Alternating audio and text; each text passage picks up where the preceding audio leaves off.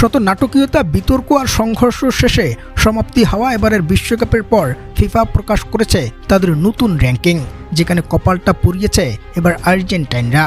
আর অন্যদিকে তৃতীয়তম রাউন্ড পর্যন্ত টুর্নামেন্টটা খেলেই বড় সুখবর পেয়েছে 5 বারের বিশ্ব চ্যাম্পিয়ন দল ব্রাজিল। এবং কোথায় আছে বর্তমানে ফ্রান্স, ইংল্যান্ড কিংবা রোনালদোর পর্তুগালের অবস্থানটা, বিস্তারিত থাকছে বাকি অংশে। প্রদর্শক সদ্য শেষ হওয়া 2026 বিশ্বকাপের পরেই ফিফা প্রকাশিত করেছে ওদের সবশেষ পয়েন্ট টেবিল, যেখানে অবনতি হয়েছে আর্জেন্টাইনদের আর উন্নতিটা করেছে ব্রাজিল।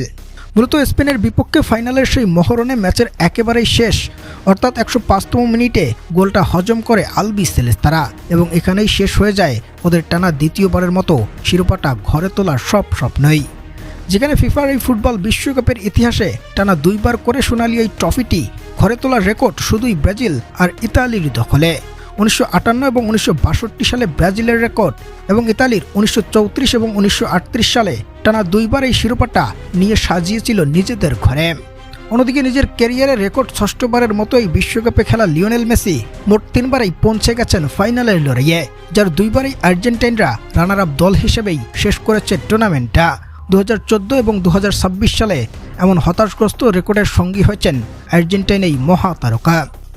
তবে প্রিয় দর্শক, এবারের এই বিশ্বকাপ শেষে প্রকাশিত ফিফার নতুন র্যাঙ্কিংয়ে এক ধাপ নিচে নেমেছে আর্জেন্টাইনরা।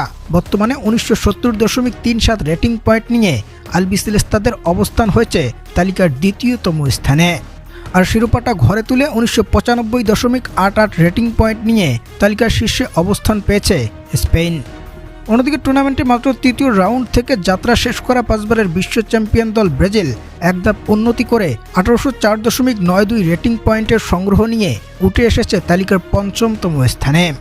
এছাড়াও টুর্নামেন্টের 4র্থতম দল হিসেবে বিদায় নেওয়া ফ্রান্স 1948.97 রেটিং পয়েন্ট নিয়ে আছে তালিকার 3য়তম স্থানে, এবং 3য়তম দল হিসেবে টুর্নামেন্ট শেষ করা ইংল্যান্ড আছে তালিকার 4র্থতম দল হিসেবে। ওদের রেটিং পয়েন্টটা 1922.83। এক ধাপ এগিয়ে মরক্কো উঠে এসেছে তালিকার 6ষ্ঠতম স্থানে, আর 2 ধাপ নিচে নেমে তালিকার 7মতম স্থানে নেমে গেছে ক্রিস্টিয়ানো রোনালদোর পর্তুগাল। যেখানে বিশ্বকাপটা শেষে গোটা মহাবিশ্বের সব দেশেরই র্যাঙ্কিংটা ওলটপালট হলেও বাংলাদেশের অবস্থানটা এখনও আছে তালিকার 181তম স্থানেই।